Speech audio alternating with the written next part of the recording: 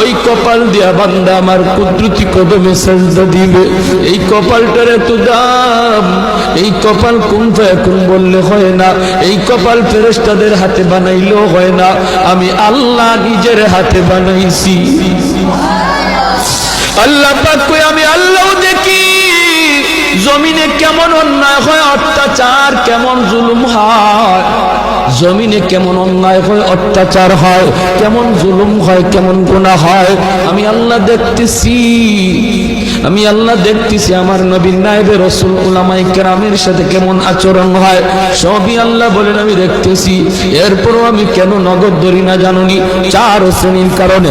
লাউলা মাশাইখুর রুফকা ওয়াল শাবাব খুশা ওয়াল আতফাল রুদ্দা ওয়াল আনআম রুত্তা।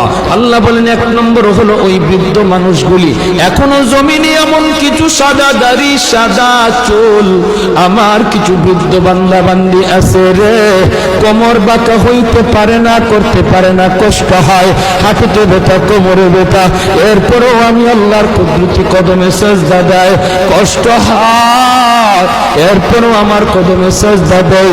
এই সাজদার দিকে তাকাইলে জমিনের প্রতি মায়া লেগে যায়।